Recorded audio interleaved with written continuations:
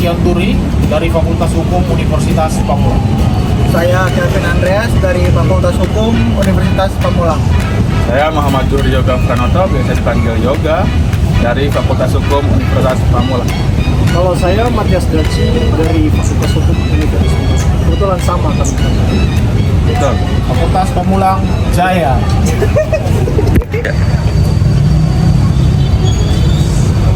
Assalamualaikum warahmatullahi wabarakatuh.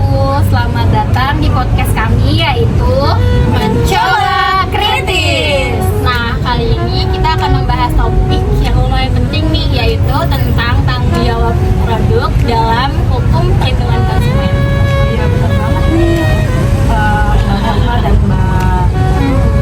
Kebetulan aku tuh lagi banget beli netbook. Aku nggak tahu kenapa netbooknya itu tiba-tiba mati. Ya, aku kasih tunjuk ya. Kebetulan nih aku bawa produknya yang barusan 1 minggu aku beli. Terus aku coba. Ini tuh produknya. Tapi ada garansinya, Kak? Aku sih nggak ngecek soalnya kan harganya promo banget. Ya namanya promo pasti terbiu. Bener banget sih, apalagi kalau diskonnya Gede banget. Apalagi kalau diskonnya 50%. Nggak ngeliat dong tanggung jawabnya gimana produknya, yang penting yang harganya penting murah. diskon. Dapat. Tapi kan kamu juga rugi jadinya kalau ini nggak bisa dipakai. Yang penting kan aku nggak nanya ini ada garansinya atau enggak. Tapi ini kamu udah pemakaian berapa lama? Aku 2 tahun kali. Oh iya, nggak bisa nyala ya? Nggak bisa nyala. Ini gimana nih? Tanggung jawabnya gimana? Aku tuh sebenarnya ini buat tugas kerja gitu loh. Aku bingung banget soalnya aku harus gimana ya? Ada yang tahu nggak sih solusinya nih biar aku dapat ganti rugi ini? Aku harus gimana? Terus gimana biar dia Bener sih, kita memang kurang tahu adanya tentang perlindungan konsumen. Ya aku nggak tahu. Aku kan yang penting harga murah, dapat Diskon. kerjaan aku kelar gitu. Harusnya gimana? Aku harus dapat solusinya gimana gitu. Kayaknya kita harus nanya ke abang-abang ganteng itu. Boleh gak sih? Biar Boleh nggak sih? Boleh. Tahu Kasih nggak? dong solusinya dong.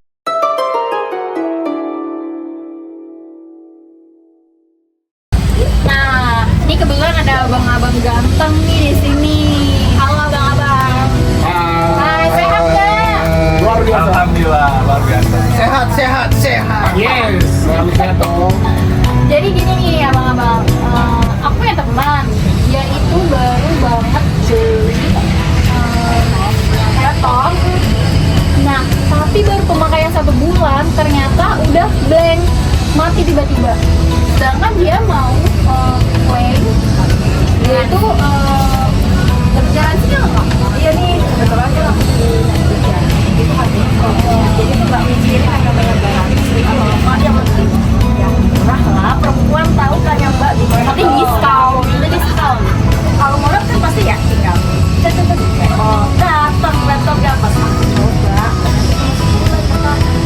Gimana sih biar Ini godaan belanjanya kenceng banget ya gara-gara promo. banyak online kan, apalagi diskon 50% dari Siapa yang nggak tertarik coba? Tapi saya mungkin boleh bertanya ya, Mbak ya. Kakak tuh kemarin beli laptopnya tuh di store-nya yang kayak gimana sih? Dia resmi gak sih store-nya? Yang official atau Official yang atau- Staro kan biasanya Kan sekarang kan ada banyak, mungkin ada belinya di ITC, ada yang belinya lewat online. Nah, mungkin saya izin bertanya dulu, kakak belinya lewat apa ya? Mungkin ada aplikasi platform mana? Oh, aku cek dulu ya sebentar ya. Nah, soal ini gimana menurut Bapak? Apakah ada perlindungan untuk produknya begitu? Ini saat Terlepas yang dari menarik. dia terlepas dari beli Pembelian dari luring mana? maupun daring begitu, bagaimana coba Pak? Kita sebelum membahas tentang perlindungan konsumen memang ini sangat menarik. Jadi memang dari pelaku kacamata pelaku usaha itu ada, mungkin teman-teman bisa pernah mendengar ya, namanya ada namanya istilah price list. Kemudian yang kedua adalah base price. Yang ketiga adalah bidding, harga bidding, bid price. Jadi itu 3 hal itu berbeda. Jadi harga price list itu ketika kita harga normal, harga retail normal. Yang sebelumnya ya harga Ya. harga normal lah. Harga normal itu harga yang berlaku di pasaran, di retail ya. Retail itu artinya bukan dari produsen langsung ke customer, tetapi dari produsen melalui distributor atau sole agent gitu ya, atau distributor tunggal maupun distributor yang banyak itu kan banyak ya, maupun dari pemegang hak lainnya lah yang diberikan license oleh produsen. Itu dia menjualnya secara retail. Retail dia keluarlah prices harga normal gitu, keluar.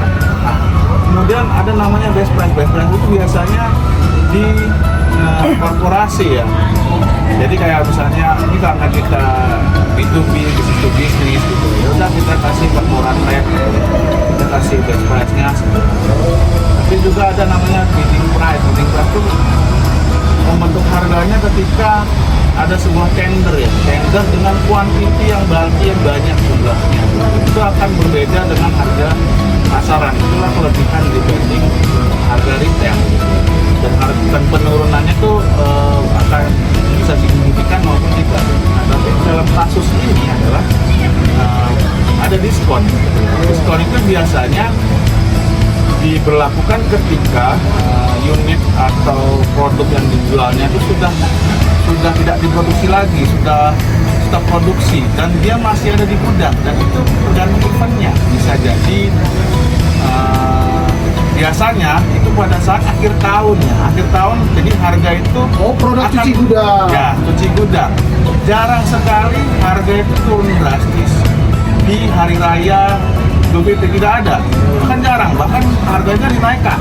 Tapi di akhir tahun coba lihat ada promo-promo yang memang harganya cuci gudang, karena di tahun depan itu akan diberlakukan harga baru. Kenapa harga baru? Dipengaruhi daripada pajak-pajak dan lainnya, daripada aturan atau kebijakan pemerintah, baik kebijakan moneter maupun kebijakan fiskal.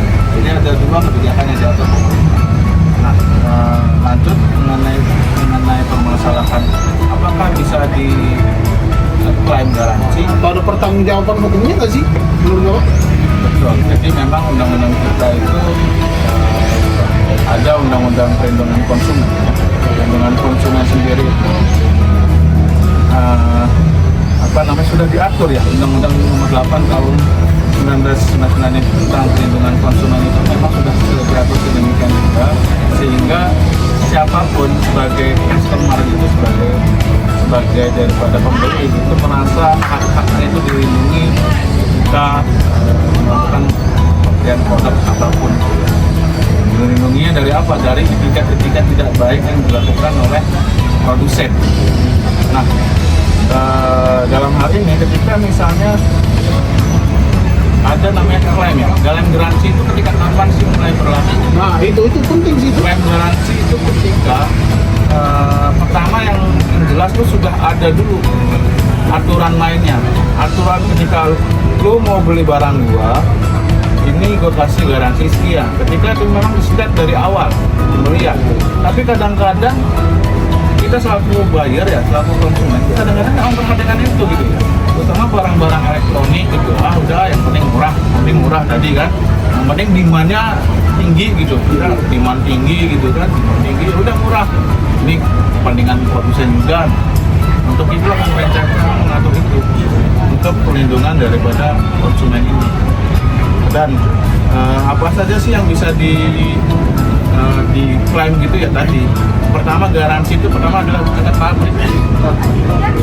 Jadi ketika kita beli, contoh lah tadi laptop kan, ketika dibeli ternyata ada cacat ya, ada defect misalnya casingnya, Excelnya ini dan tombol keyboardnya itu cacat pabrik, belum baru di unboxing ternyata pabrik. Itu cacat pabrik ya. Kemudian cacat karena pemakaian lifetime itu ketika sudah mulai dipakai sampai berlangsungnya masa garansi yang memang sudah tertuang di dalam produk itu dalam paket penjualan. Tapi kalau nggak tertuang, ya bagaimana kita ngeklaim? Gitu kan? Tapi itu bukan bisa dimasukkan ke human error gitu pemakaian? Nah, tergantung. Itu mana saja yang bisa digaransi.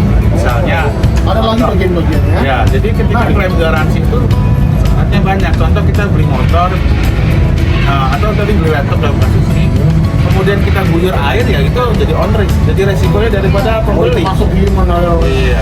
Tapi kalau misalnya handphone atau laptop itu memang dia sudah IP68 yang memang diguyur air atau terendam air nggak ada masalah dulu selama 30 menit, itu seharusnya kan ketika dicoba malah keguyur tidak sengaja gitu ya. Tapi mohon maaf, itu orang macam apa yang mau mengguyur laptopnya ya? Kadang-kadang kan misalnya dia lagi kerja emosi gitu ya udah capek wah guyur aja gitu ya. Kacau Ya, juga enggak. sih. Pola mikirnya yang Ya, maaf saya potong nih Pak. Oke, selesai sampai situ. Ini kalau untuk Mbak Usna nih, mungkin ada yang ingin ditanyakan nih. Apa nih kira-kira dari produknya nih? Ya intinya sih saya kan belum tahu ya kalau misalkan memang ada perlindungan konsumen terhadap produk mereka. Kira-kira nih ada nggak sih solusi biar saya nih bisa dapat produk itu biar ini nih baru sebulan saya pakai sayang banget gitu kalau saya nggak dapat ganti rugi. Atau enggak ada nggak sih sebenarnya hak-haknya kita itu sebagai konsumen untuk mendapatkan perlindungan konsumen itu? secara namanya hal layak umum belum tentu nggak dihukum ya. Karena kan ya apa nih kita perempuan yang suka shopping ya udahlah beli Udah aja diskon, gitu ya. diskon. Karena tuh sebenarnya kita tuh bisa klaim perlindungan itu.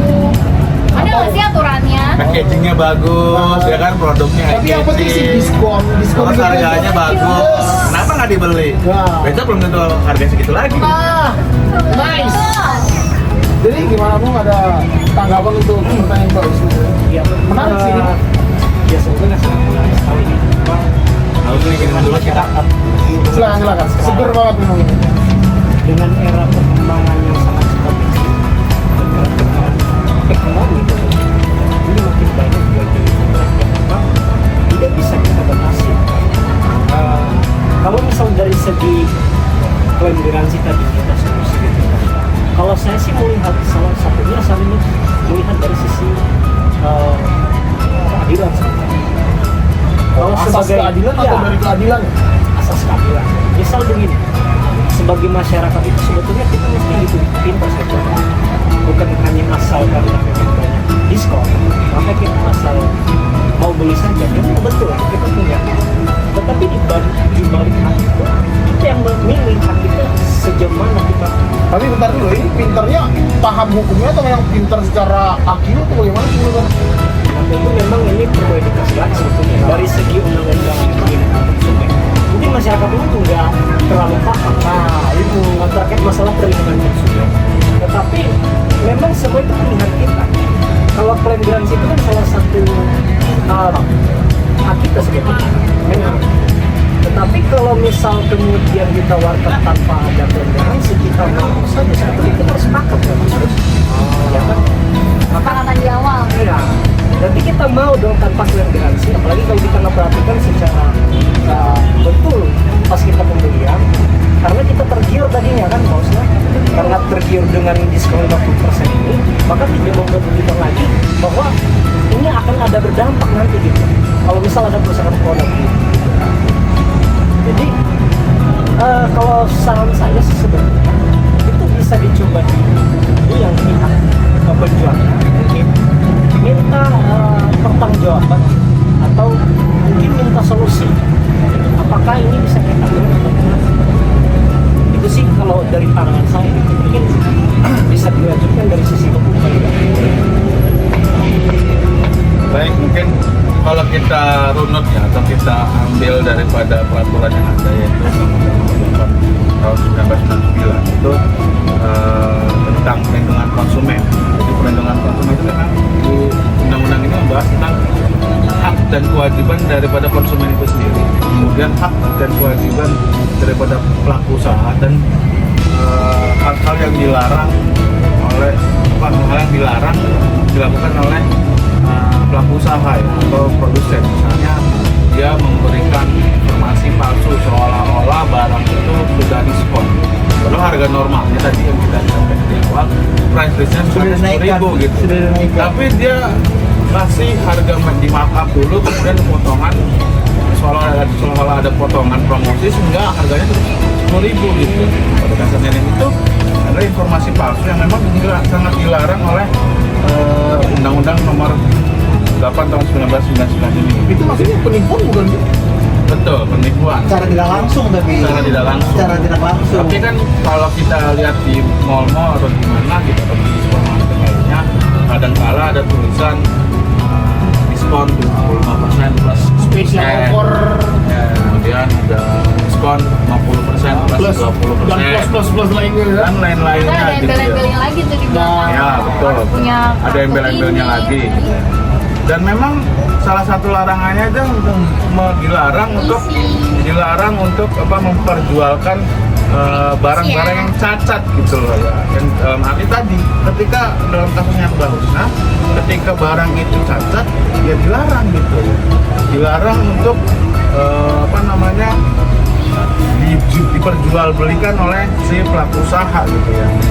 Kenapa ya? Nanti akan ada timbul kerugian dari pihak konsumen. Secara sengaja ya, dolus ya. Secara sengaja dia menjual barang yang cacat, kemudian seolah-olah turun harga. Itu memang tidak boleh. Contoh gini, ada misalnya kita beli barang kursi ya. Kursi ini harganya 1 juta 500. Kemudian ada lagi harga lagi yang sama kursinya tapi dikasih tahu bahwa ini adalah barang cacat gitu.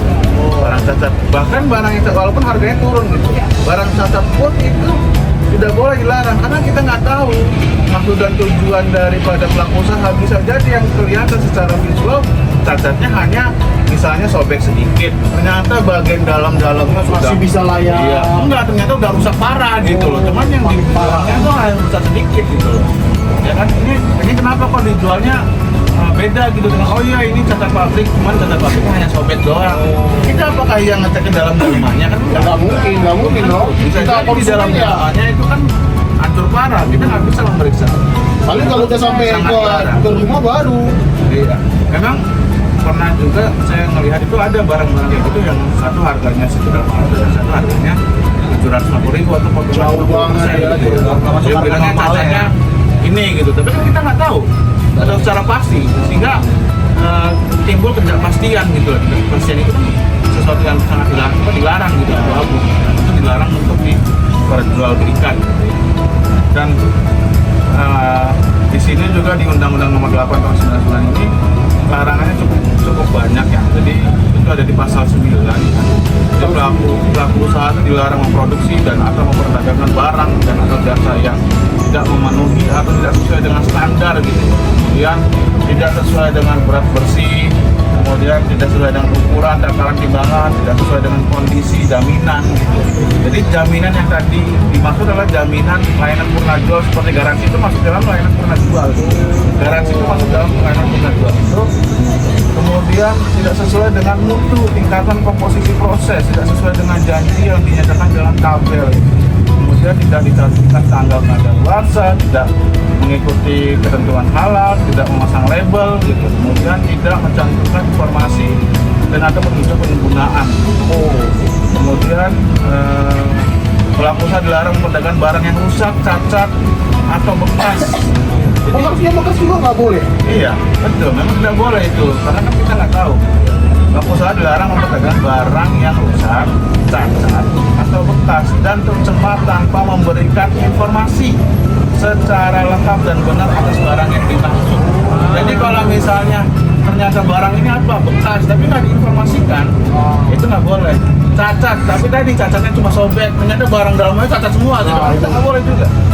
Jadi memang harus betul-betul secara rinci sehingga kata sepakat dalam jual beli transaksi itu syarat subjektifnya dipenuhi gitu dalam pasal 13 20 perdata itu.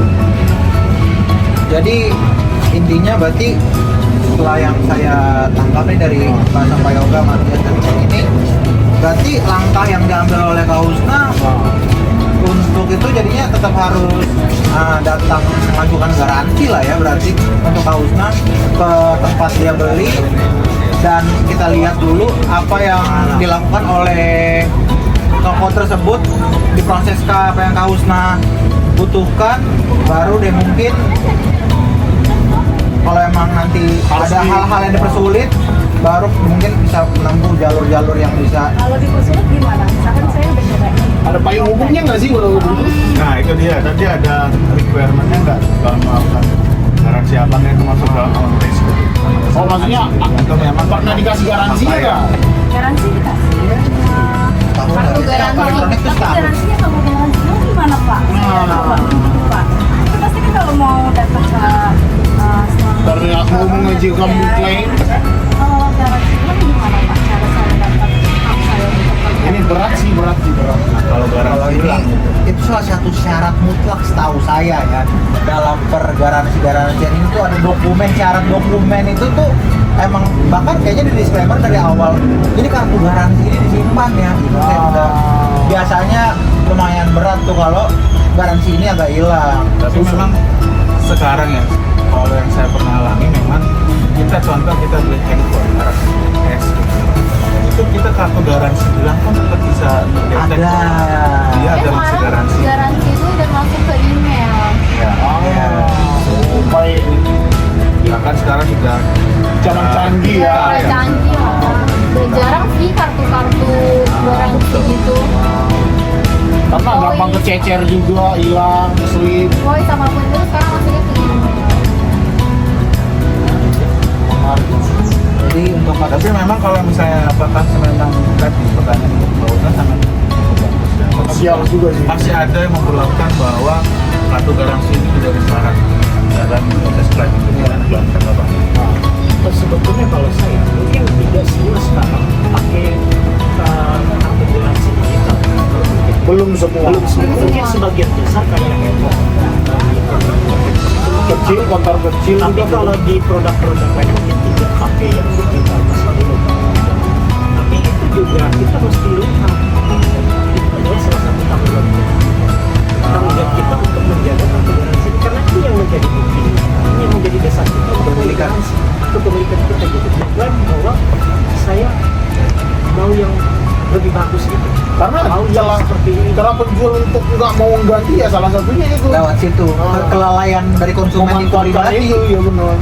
Benar memang, tapi kan di awal kita udah diingatkan, pasti udah diingatkan.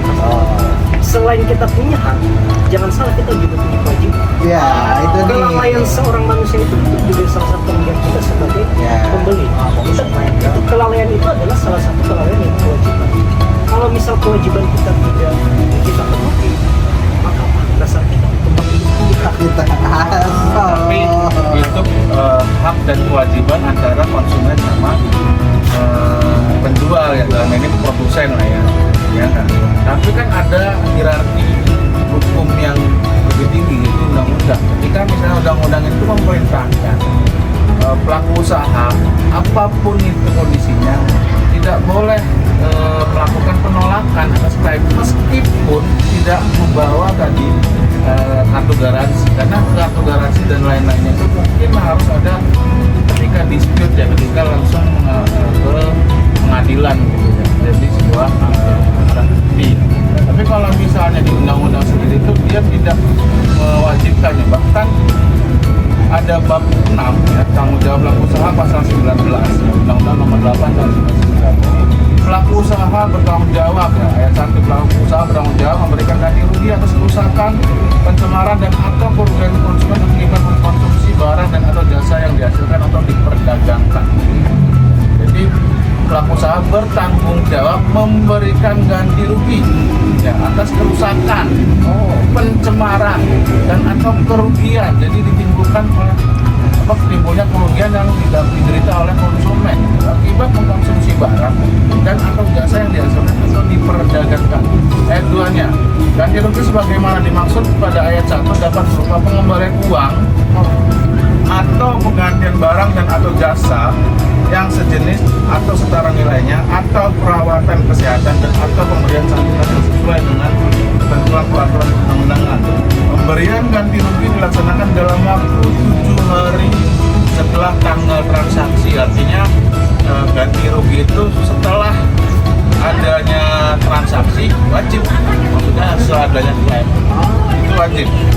Kemudian ayat 4-nya pemberian ganti rugi sebagaimana dimaksud pada ayat 1 dan ayat 2 tidak menghapuskan kemungkinan adanya tuntutan pidana berdasarkan pembuktian lebih lanjut mengenai adanya unsur unsur kesalahan. Ini memang kalau misalnya tidak baik daripada konsumen itu bisa membatalkan itu. Tetapi ya di ayat 5 nya ketentuan sebagaimana dimaksud pada ayat 1 dan ayat 2 tidak berlaku apabila pelaku usaha membuktikan bahwa kesalahan tersebut merupakan kesalahan konsumen. On risk gitu loh, kesalahan konsumen. Human error. Yang memang ada unsur kesengajaan dicelupin, kan kadang gini, kita beli handphone, oh kalau mati total langsung diganti baru. Kita gimana caranya matiin aja total gitu, terus kita klaim. Ada pelaku apa namanya konsumen yang seperti itu juga ada gitu mata. Nah, kemudian pasal 23 dilanjut pelaku usaha yang menolak dan atau tidak memberi tanggapan dan atau tidak memenuhi ganti rugi atas tuntutan konsumen sebagaimana dimaksud pasal 19 ayat 1, ayat 2, ayat 3 dan ayat 4 dapat digugat melalui badan penyelesaian sengketa konsumen atau mengajukan ke badan peradilan di tempat kedudukan konsumen. Digugat ke pengadilan juga harusnya bisa ya. Betul. Jadi memang apa namanya pelaku usaha atau konsumen tidak boleh menolak kalau misalnya bausnya klaim. Berarti harus terima dulu, kemudian dicek, Dibuktikan. validasi. Oh iya ini emang kesalahan konsumen atau kesalahan Cacat produknya. atau cacat karena memang seyogianya dia mampu untuk bertahan setahun sesuai garansinya, ternyata dia tidak tahan selama setahun, dia dicek dulu. Tidak boleh dia menolak sama sekali, itu memang tidak boleh. Ada dalam undang-undangnya ya. Ya betul, ini memang tidak boleh menolak. Oke, kita cut dulu kali Pak ya. Bersambung dulu ya Pak ya. Boleh? Jadi Mungkin poinnya tuh kita sebagai konsumen lebih awareness dulu sebelum kita mengajukan ya. nah, setidaknya paham hukumnya Ya, dulu. kita Biar harus enak paham gitu. dulu nih perlindungannya sebelum kita mengajukan klaim. Batas-batas garansinya.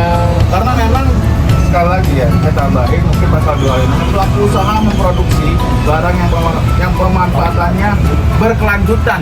Jadi berkelanjutan itu kayak laptop itu berkelanjutan. Dalam batas waktu sekurang-kurangnya 1 tahun wajib menyediakan suku cadang. Karena kenapa berkelanjutan? Karena kan diproduksi terus-menerus ya. Ya. Jadi wajib menyediakan suku cadang dan atau fasilitas purna jual. Nah, jadi ada purna jual yang tadi yang di awal disampaikan, garansi itu termasuk purna jual.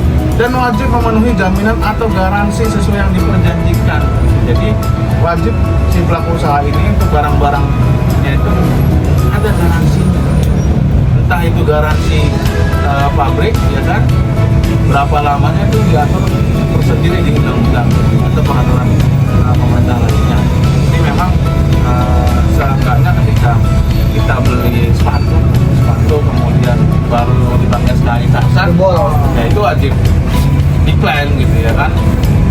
Memang itu dilindungi kita sebagai buyer gitu, penuh oleh Safety banget ya. masalahnya adalah mekanismenya ada yang Nanti. mekanisme itu seperti apa. Misalnya kita beli di toko sepatu, bukan produsen, kita beli toko sepatu gimana ngeklaimnya? Ya enggak. Nah, Kebanyakan kadang-kadang juga kita mereka beli cuci sepatu tangan. apakah kita ada garansinya? Kadang-kadang nggak ada. Benar. Iya, karena ada kado garansi kita beli pakaian, Iya. kita beli sepatu. Tapi untuk laptop ini sendiri sih pasti ada sih. Paling ntar dicari dulu aja buat terus diklaim lagi untuk batas-batasannya. Mudah-mudahan dapat laptop baru untuk menunjang. Yo. Oke, thank you banyak-banyak ya Bang Abang Atang udah menjawab sharing-sharing sama